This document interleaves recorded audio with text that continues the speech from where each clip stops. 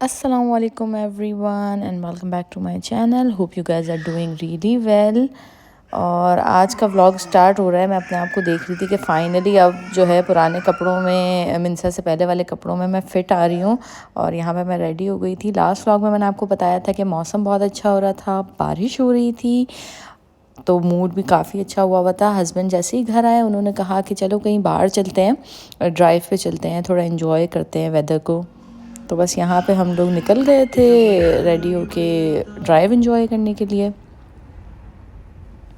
और आज काफ़ी टाइम बाद मिनसा ने फाइनली डिसाइड किया कार सीट में बैठने का, तो मुझे मौका मिल गया था फ्रंट सीट पे बैठने का। और बहुत अरसा हो चुका है कि मैंने फ्रंट सीट पे बैठ के ड्राइव एंजॉय नहीं की, तो इस वाली ड्राइव में मुझे बहुत मज़ा आ रहा था और मौसम भी बहुत ज़बरदस्त हो रहा था, बारिश हो रही थी।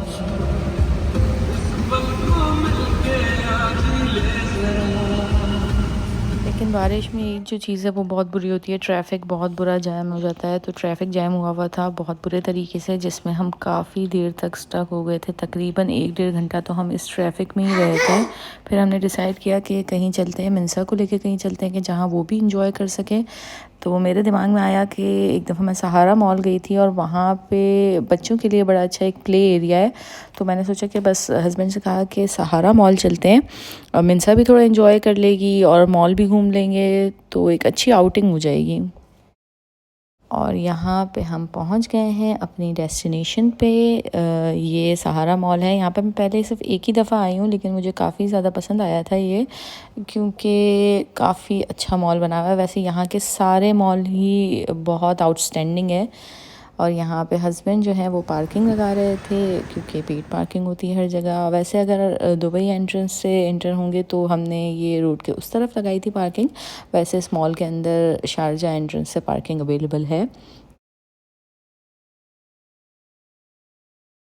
और यहाँ के मॉल्स की ना एक जो चीज़ है वो बहुत स्पेशल है कि हर मॉल बड़ा यूनिकली डेकोरेट हुआ हुआ होता है। तो ये वाला जो था पूरी नेचर की थीम पे था और इस दफ़ा डायनासोर्स थे। जब लास्ट टाइम मैं आई थी तो ये काफ़ी फेस्टिव सीज़न के हवाले से डेकोरेट हुआ हुआ था, मगर इस दफ़ा जो है इन्होंने थीम चेंज की थी इसकी। तो मिनसा इसको काफ़ी देख के फैसिनेट हुई थी, क्योंकि इन्होंने डायनासोर जिस तरीके से रखे थे, like it was very live. और यहाँ पे मुझे ये कार्डिगन बहुत ज़्यादा एक पसंद आया, पर it was not worth the price. तो मैंने जब इसके प्राइस देखे तो आई वाज लाइक छोड़ो। And now we were just strolling around the mall. जब मॉल जाते हैं तो you just check out all the outlets for no reason at all. So we were just checking them out. और after that we have decided चलो finally play area चलते हैं। तो मिनसा थोड़ा सा ये है कि एंजॉय कर ले, she will enjoy her play time. So बस हमने लिफ्ट में बैठे and then before that I needed to use the loo. So जब भी वॉशरूम जाते हैं सो ये तो करना होता है ना, मस्ट है। खैर then finally we arrived in the play area. और यहाँ पे मिनसा के मतलब के बहुत कम जो है वो थी एक्टिविटीज़, क्योंकि सारी बड़े बच्चों के लिए थी और हाइट रिस्ट्रिक्टेड थी। तो ये जो कार राइड्स थी और इस तरह के झूले थे वो मिनसा के लिए एज अप्रोप्रिएट थे और इसको उसने काफ़ी इंजॉय भी किया। तो बस यही चूज़ कर लिया उसके लिए कि चलो इसमें थोड़ा सा इंजॉय करेगी। और इस पे भी डायनासोर्स बैठे हुए for some reason. I don't know why they are so obsessed with dinosaurs. इस दफ़ा की थीम में कुछ ज़्यादा ही थे। और ये इनका पूरा प्ले लैंड था बच्चों के लिए। वैसे इसमें काफ़ी सारी एक्टिविटीज़ थी, बड़े बच्चों के लिए तो बहुत सारी एक्टिविटीज़ थी, लेकिन मिनसा के लिए ये सब अभी बहुत ज़्यादा न्यू है, क्योंकि she just turn 1 year old. तो उसके लिए उसकी एज के हिसाब से थोड़ी सी कम एक्टिविटीज़ थी यहाँ पे। मतलब छोटे बच्चों के लिए मेरे ख़्याल में और भी चीज़ें होनी चाहिए थी, थोड़ा सा प्ले एरिया होना चाहिए था जहाँ पे दे कैन प्ले। घूम फिर के भूख काफ़ी ज़्यादा लग गई थी और यहाँ पे जितने सारे आउटलेट्स हैं उन सब का तो बॉयकॉट किया हुआ है। तो ये एक मुझे ऑप्शन समझ में आया, जॉलीबी, जो कि फ़िलीपींस का है। बस गलती हो गई थी, ये भी नहीं खाना चाहिए था। और हस्बैंड ने बाहर से ये पाक तियारी ले लिया था, उनको यहाँ की मटन बिरयानी पसंद है। और फिर मैंने व्लॉग को कंटिन्यू किया है नेक्स्ट डे से। चिकन कॉर्न सूप पीने का बहुत दिल चाह रहा था मेरा। और मौसम जब ठंडा हो और इस तरह का मौसम हो रहा हो, आपको पता है इस तरह की चीज़ें कितनी ज़्यादा अच्छी लगती हैं। तो काफ़ी इसकी इजी रेसिपी थी। मैंने सोचा कि चलो घर में ही बना लेते हैं। और सबसे पहले मैंने चिकन को डाल दिया था अपने पॉट में और साथ में मैंने ऐड किया था 1.5 लीटर वाटर, अदरक लहसुन का पेस्ट, black pepper and white pepper. इन सारे इंग्रेडिएंट्स को मैंने इस पानी में डाल के चिकन के साथ मिक्स करके रख दिया था बॉईल होने के लिए तकरीबन 1 आवर के लिए, और 1 आवर में इसकी अच्छी सी यखनी जो है वो प्रिपेयर हो जाती है। मीनवाइल मैंने इसके सारे इंग्रेडिएंट्स रेडी कर लिए। सबसे पहले मैंने ये कॉर्न्स ले लिए थे और इसका पेस्ट बनाना था तकरीबन आधा कप कॉर्न्स का, तो मैंने ये बॉइल्ड ऑलरेडी स्वीट कॉर्न्स जो होते हैं वही ले लिए थे। And this is one of my favourite tools to chop stuff and vegetable, क्योंकि इजी टू क्लीन है और इजीली चॉप हो जाती हैं इसमें सारी वेजिटेबल्स।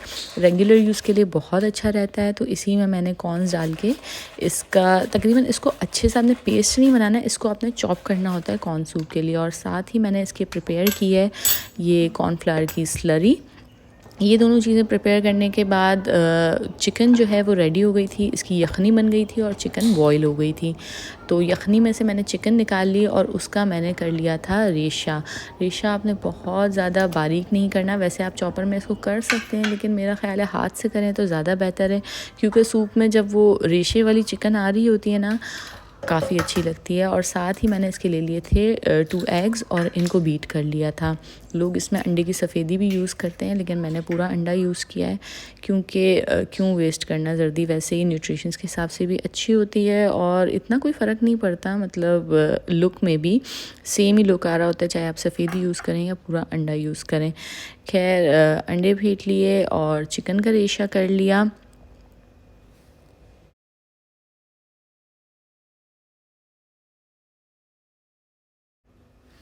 अच्छा, इसका रेशा करने के बाद मैंने जो चिकन की यखनी थी उसमें मैंने ये सारे इंग्रेडिएंट्स ऐड किए। सबसे पहले जो कॉर्न्स मैंने चॉप किए थे वो डाल दिए इसमें, और बीटन एग्स डाल दिए, और इसको आपने स्लो स्लो डाल के मिक्स करते जाना है ताकि वो साथ साथ पकते जाएं और वो कॉर्न सूप वाली लुक इसकी आती जाए।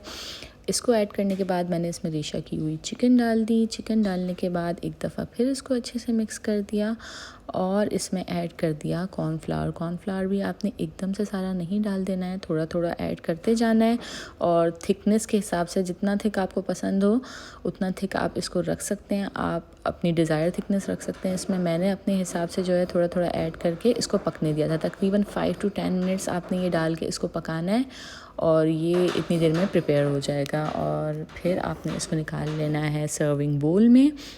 मैं इस वक्त सिर्फ अपने लिए निकाल रही थी क्योंकि मुझे खुद ही पीना था, तो मैंने इसको सर्विंग बोल में निकाला। इसके ऊपर मैंने डाला ब्लैक पेपर, मैं ऐड करूँगी चिली सॉस और सोया सॉस, और मैं इसमें स्वीट कॉर्न्स भी ऐड करूँगी ऊपर से जस्ट फॉर द टेक्सचर। वैसे आप बॉयल एग भी ऐड कर सकते हैं और थोड़ी सी और रेशा की हुई चिकन भी ऐड कर सकते हैं। मैंने एक्स्ट्रा रखी है, लेकिन मैं बस इसको इसी तरह से इंजॉय करूँगी, मुझे ऐसे ही पसंद है।